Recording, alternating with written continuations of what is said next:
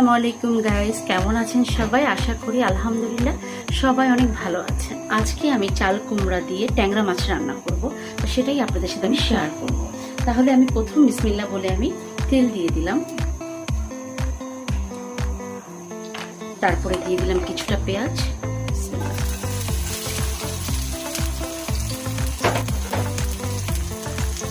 পেঁয়াজটা ভাজা হয়ে গেছে, এখন আমি দিয়ে দিব কিছুটা আদা রসুন, তারপরে দিয়ে দিব হচ্ছে জিরা, ধনিয়া, লবণ, হলুদ।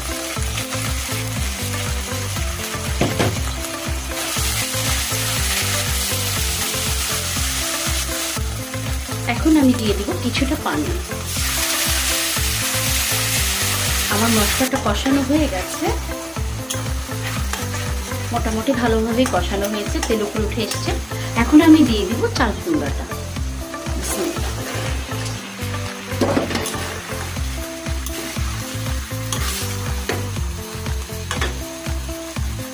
এখন আমি চাল কুমড়া যে ট্যাংরা মাছটা আছে সেটা আমি মেখে নিয়েছি, এখন আমি এটা ভেজে নিই। ট্যাংরা মাছ ভাজতে দিয়ে দিয়েছি, আর হচ্ছে চাল কুমড়াটা আমার কষানো হয়ে গেছে, এখন আমি পানি দিয়ে দিব। দেখতে পাচ্ছেন চাল কুমড়াটা আমার কষানো হয়ে গেছে।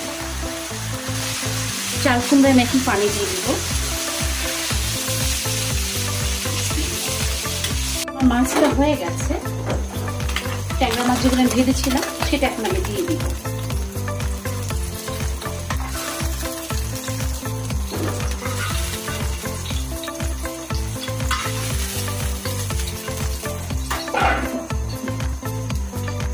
ট্যাংরা মাছটা দিয়ে দিলাম, এখন ঢেকে দিব। এখন আমি কিছুটা কাঁচামরিচ দিয়ে দিব।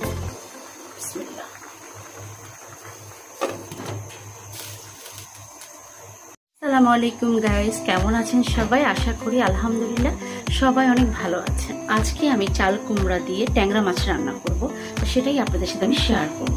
তাহলে আমি প্রথম বিসমিল্লাহ বলে আমি তেল দিয়ে দিলাম,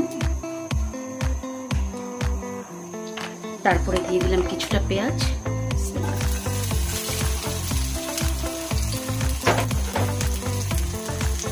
পেঁয়াজটা ভাজা হয়ে গেছে, এখন আমি দিয়ে দিব কিছুটা আদা রসুন, তারপরে দিয়ে দিব হচ্ছে জিরা, ধনিয়া, লবণ, হলুদ।